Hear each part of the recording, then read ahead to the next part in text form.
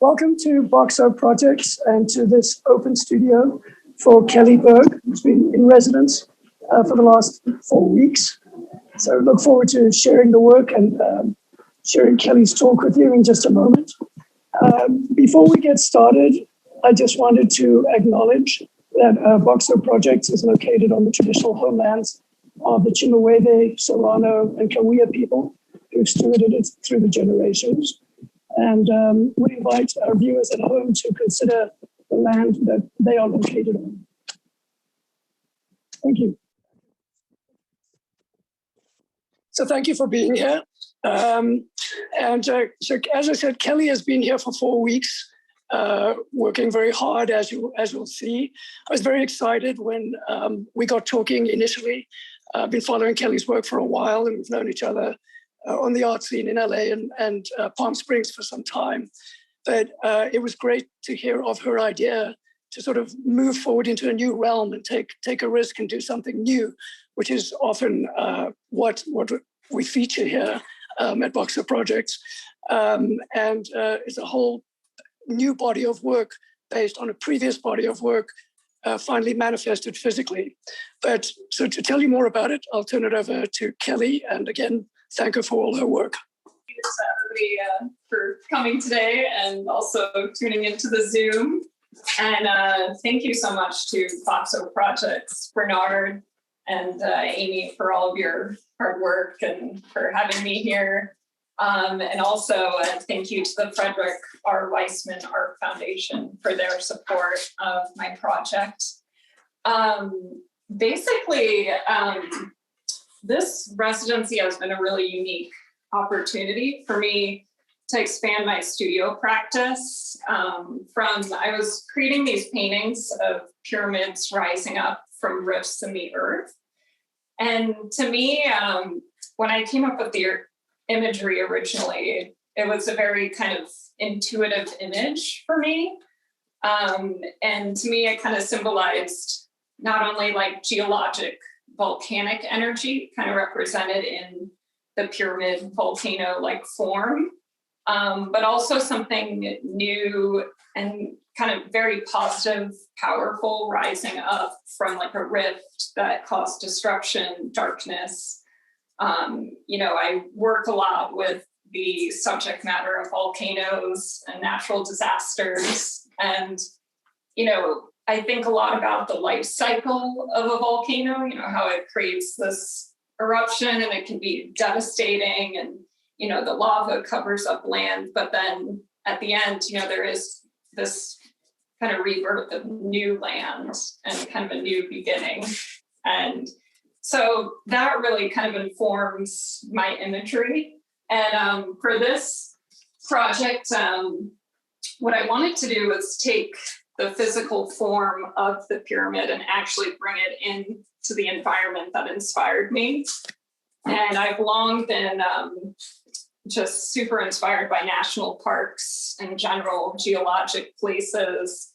But Joshua Tree in particular, I had always, come here from LA and, driven through the park, did hikes and just really connected with this place in the desert and all of the rock forms. And to me, it just had a really special energy, particularly about this place. So I was just super excited for this opportunity to kind of bring my paintings to life here in the rocks of Joshua Tree. And here at BoxoPROJECTS, a lot of the pyramid images that I'm showing here, this is basically the photographic realization of the physical pyramids that I've been bringing out into the rocks. And actually right here at the residency, there's amazing rock formations. And my practice kind of here while I've been at the residency is in the mornings and evenings, I would take out the pyramids and climb into the rocks with my pyramids and, find places where I felt like it would, not only visually is it interesting, but then also kind of representing the energy beneath the earth.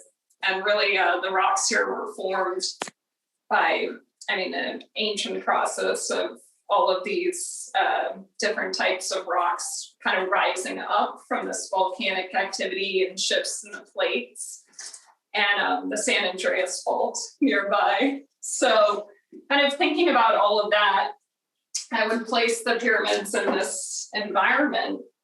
And what I soon discovered was, I was learning so much with each image. Just visually, I would see things that I never thought about before bringing the pyramids physically into the environment. And the reflective qualities of the pyramids really kind of got me interested in other aspects of the landscape that I hadn't even expected to explore while here, including the cholla cactus, which is really kind of became a major part of my imagery. And what was interesting, this particular image where I set the golden pyramid in the cholla, it was, such an amazing kind of experience finding this location and then seeing what came of the image. And then the next day I went back to the tree to kind of photograph again. And I realized that actually like a bird had nested in the tree like overnight. And suddenly there was this whole like new world there. And so I didn't place the pyramid there again. I just felt like that was like a really interesting, these daily kind of changes in the landscape, lighting. So I was really like very much interacting kind of with the environment and the different animals, kind of hearing the birds when I was placing the pyramids. And over here, you can see the physical pyramids that I designed and built models first, and then selected all the different materials. And most of them are acrylic. And really what I wanted was kind of a variety of textures that would give me, different perspectives on the landscape.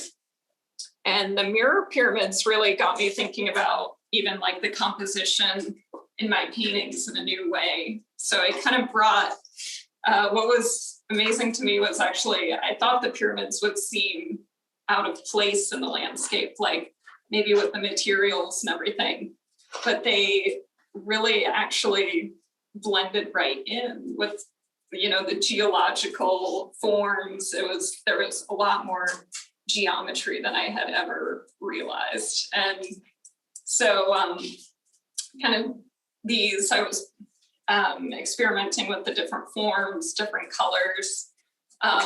This pyramid, I actually painted in the wood grain, which has been part of my art practice with paintings for a while. And usually I'm, painting in riffs into the wood grain, but for this piece, it's just the pure wood grain. And the iridescent paint really is different in, the various lighting situations that I've been in. But I ended up bringing these not only to the landscape here in Joshua Tree, but also to other places nearby in the desert. And so I really became interested in these kind of other locations, which, like for example, these works over here, these are actually still in process. And my painting process, it begins in black and white, and then it's a very complex like layering technique of glazes. So the colors that I'm applying, which you can actually see in this piece, which has been completed here at the residency, this is probably up to even about like 10 layers of translucent color. So it's a very gradual process of kind of building up the layers and seeing how the colors interact.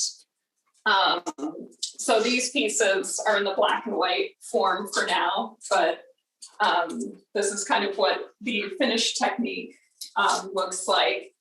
And so for these, they're a nice representation of kind of some other places that I've explored. This was inspired by a drive I did out of the park from Jumbo Rocks. down to 29 Palms Highway. And it was sunset, and it was, you know, just really a moment that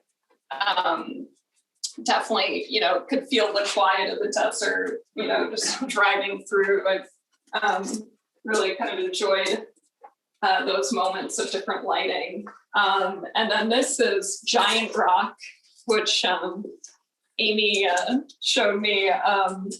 And it's really an amazing place out in Landers, which is close by here in Joshua Tree. And this boulder, I've actually been looking at photographs and reading up about for a few years at least. So it was really special to be able to visit it.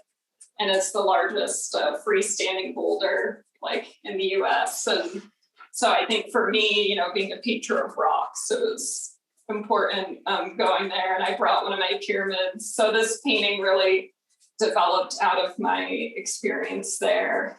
And then this over here, I went with Bernard on a hike to Amboy Crater, which I actually never knew about before this residency. So I'm really excited to go. And it's you know, a volcano that erupted 10,000 years ago. But the evidence of the eruption, I mean, it reminded me of being in Hawaii or Mount Vesuvius, the other volcanoes that I've been to and definitely made a lot of work about. So this was really special to visit. And the whole land is black. And I think, you know, taking my black pyramids there, it was just such a strong connection of like the lava, the pyramid, the volcano form.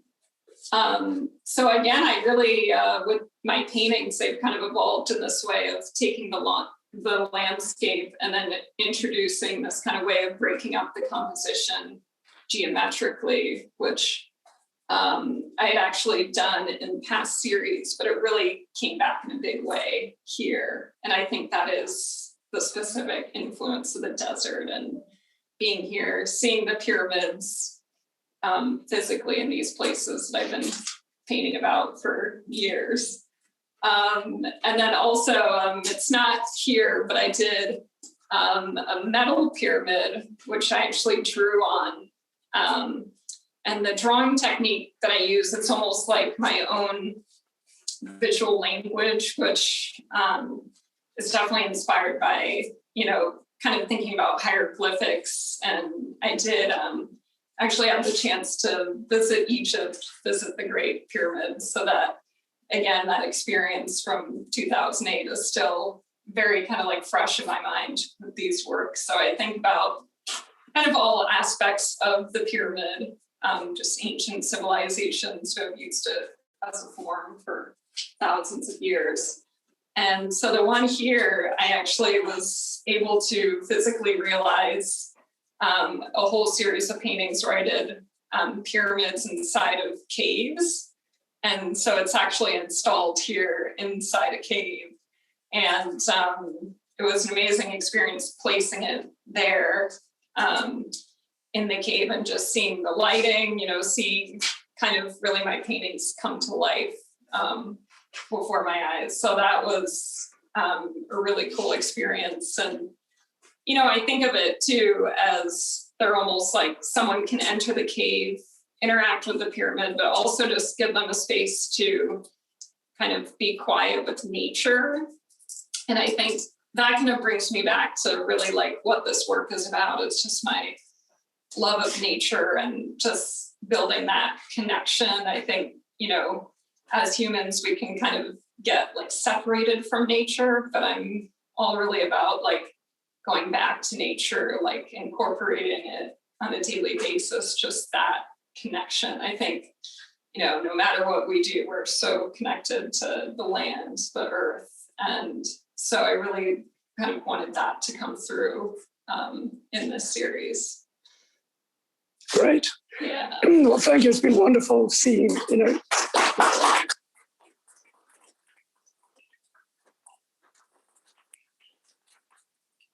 it's been really wonderful seeing your idea come to life, and it's fantastic to see it continue to evolve. So I look forward to the next stage. Yeah. I just wanted to see if anybody has any questions. If anybody online has any questions, please just put them in the chat box. And then I just wanted to see if anybody. Sure. Carrie? You have the natural shapes, and then you have these very strict geometric shapes. So are you looking at that as a counterpoint or as a harmony? I think both. I like to show like both sides. Like it's, the pyramid, it's this powerful shape kind of like rising up from these, the rocks can be these very like soft kind of shapes. And so I think I'm interested in that juxtaposition. But also I see so many connections, like, a rock, you would think, this soft form, then suddenly, and seeing it with the pyramid, I'm like, well, they're not so different. So it was a nice surprise and a lot of. So you expected more of a contrast? I think so, and then I realized, wait, they're very connected. Yeah. Well, I really like the integration that you've achieved in this project with the pyramids and the natural forms. I think it is a real advance for you. I really do enjoy that. That's this representation of a sort of like, spiritual kind of moment within the environment as well. And that connection to nature. So I really kind of thinking about volcanoes too, and that sort of like just connection of the energy of the earth. So I'm definitely really interested in that aspect of them. Thank you. Yeah.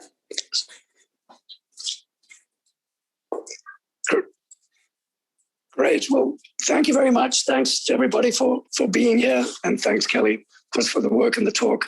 For anybody who's interested, the cave is up that way. And for those of you at home, send an email address and we'll send you pictures.